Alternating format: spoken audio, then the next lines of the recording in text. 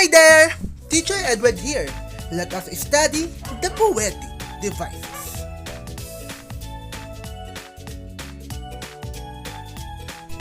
Are techniques that writers use to create a special and poetic effect in their writing, to convey info or to help readers to understand their writing on deeper level.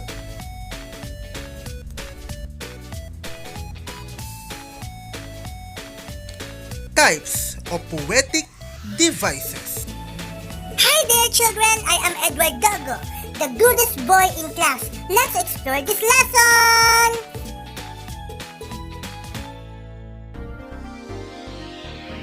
The first section, titled Sound Devices, deals with the following devices: alliteration, assonance, consonance, onomatopoeia, rhyme, and rhythm.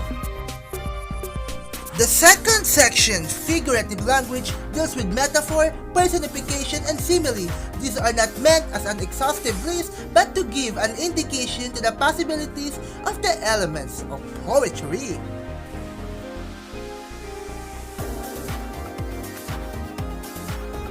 Edward Dogo approves!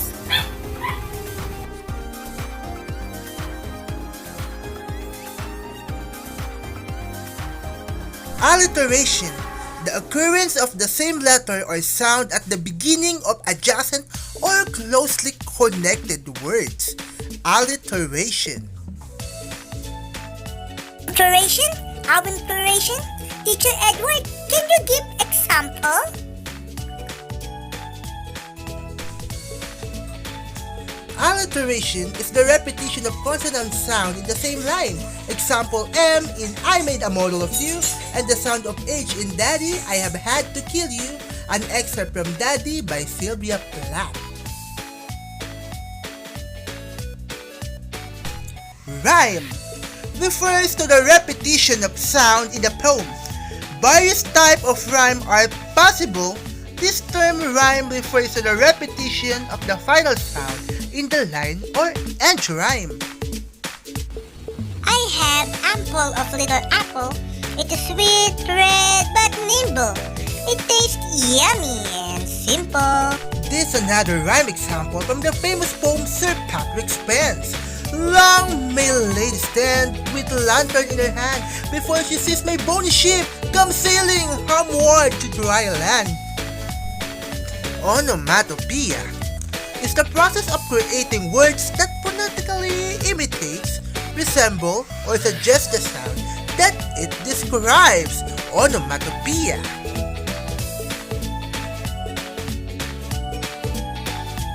Words such oink, chirp, woof, and meow can all be called as onomatopoeia.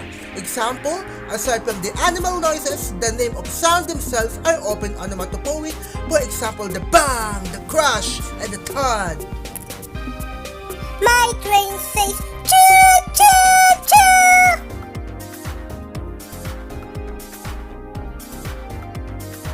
Consonants, repetition of identical or similar consonant in neighboring words whose vowel sounds are different. Consonants. Consonants is the repetition of consonant sound in the same line, such as the sound of K in I began to talk like a Jew, and the sound of R in Are not very few of true. Daddy by Sylvia Plath.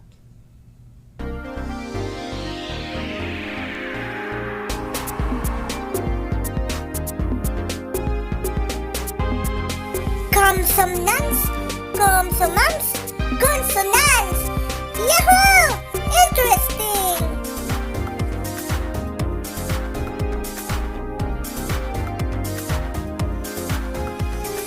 Teacher Edward, is my favorite song Bow Wow Wow Wow Bow Wow? Has a consonants in it? You are very observant, Edward Dogo, but that is onomatopoeia.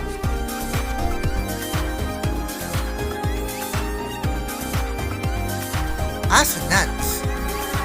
Similarly to alliteration, Assonance involve the repetition of sound in a series of words, often consecutive words. However, rather than repeating the initial sound, assonance focuses on the internal vowel sounds that are repeated.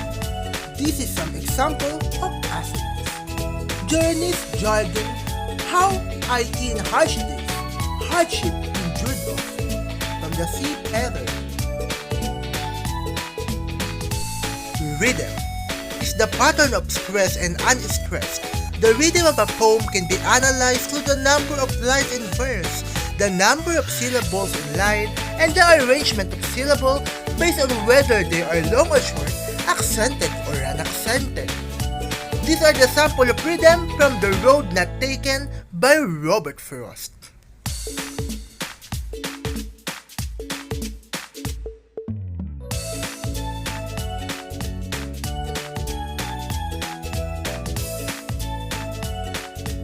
Two roads diverged in the yellow road, and sorry could not travel both.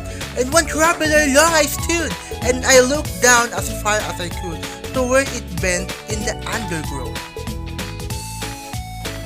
Figurative or connotative language. Metaphor is a figure of speech that is used to make a comparison between two things that aren't alike but do have something in common. It helps explain an idea to make a comparison. Example, the assignment was a race. Another examples of metaphors. The classroom was a zoo. The alligator's teeth are white daggers. The crew kept inside a narrow crack in the rock. Teeth tore him as he wriggled along. From Beowulf.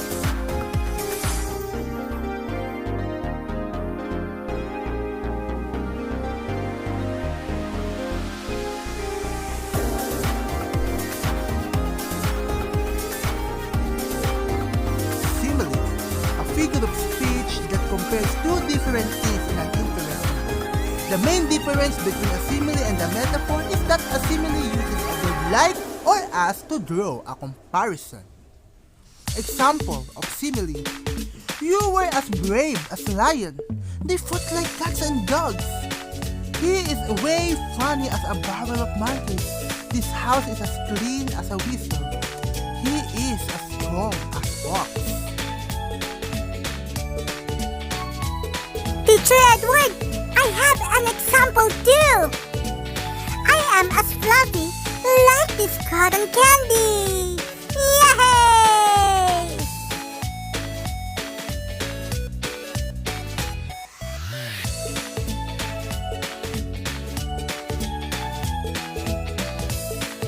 Personification, attribution of a personal nature of human characteristic to something non-human or the representation of an abstract quality in human form.